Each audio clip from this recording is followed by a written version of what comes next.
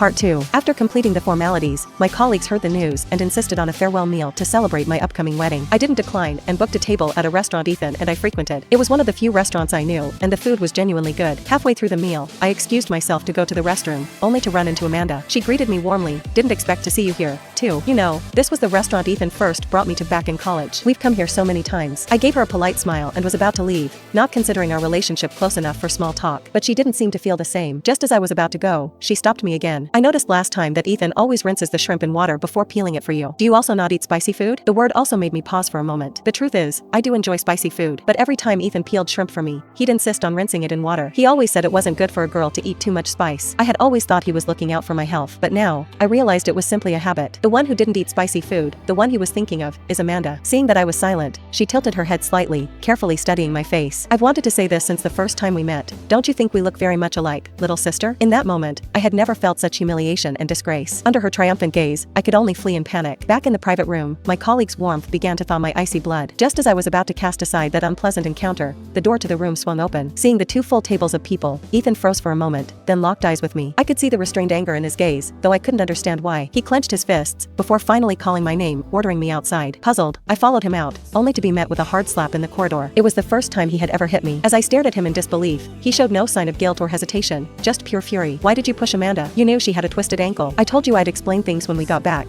but you just had to handle it so harshly." My cheek burned with pain. In the distance, Amanda hobbled toward us, her shirt rumpled, stained with water and dirt. Just as I opened my mouth to explain, she fell to the ground with a dramatic thud. Without a second thought, Ethan pushed past me and rushed over, cradling her in his arms. "I told you I'd bring her over to apologize to you. Why did you come out here?" he said. Though his words sounded reproachful, his voice was filled with tenderness. With tears in her eyes, Amanda shook her head at him. "It's not a big deal. She didn't do it on purpose. Don't be so hard on her. If her brother finds out you hit his sister, it might hurt the bond between you two," she added. At the mention of my brother, a strange expression crossed Ethan's face, but his resolve returned as he looked back at Amanda. "Her brother entrusted her to me, so it's my duty to correct her when she's in the wrong," he said firmly. I laughed bitterly and couldn't resist asking, "What exactly did I do wrong?" "Even in court, you need solid evidence to convict someone. Haven't you thought about how unfair it is to judge me, and even lay hands on me without understanding the truth?" Ethan clenched his fists, glaring at me. "You knew there were no cameras in the restroom, so you thought you could act without consequence." I felt both amused and stung by the injustice. "If there are no cameras, then how can you be sure it was me? Why would Amanda wrongfully accuse you? She must have a reason, right? Besides, I've known her for years. She's not the kind of person who lies." "And I am?" I asked, my voice barely hiding the bitterness. After 7 years together, I thought he would trust my character, if nothing else. But I was wrong. In front of Amanda, even 7 years meant nothing. One word from her was all it took to convict me, leaving me without a chance to defend myself. It was blatant favoritism, a glaring display of partiality, and I, in the end, was nothing more than a stand-in, a replacement with nothing to offer. Seeing no point in arguing further,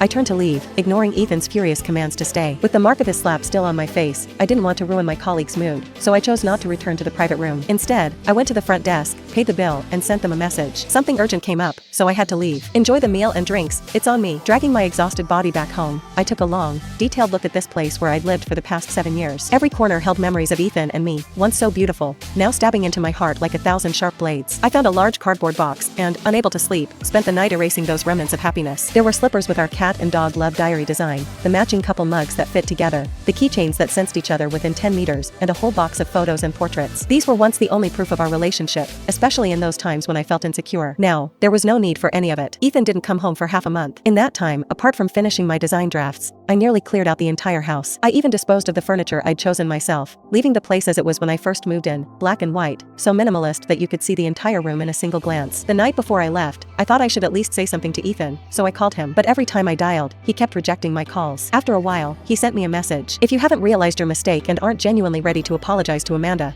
then I don't think there's any reason for us to speak." I smiled bitterly. "Well, if that's the case, then we won't speak." Early the next morning, I headed out with my suitcase for my flight. As I left what was once my warm and cherished home, I felt nothing but overwhelming relief. Just before boarding, my phone buzzed with countless birthday messages. Some wished me great success, some wished me peace and happiness, and some wished me a blessed marriage with a wonderful partner. After replying to each one, I turned off my phone. As the plane took off, I thought to myself, I will be happy. With so many blessings, I knew I would be. Download NovelShort and search 265267 to read more.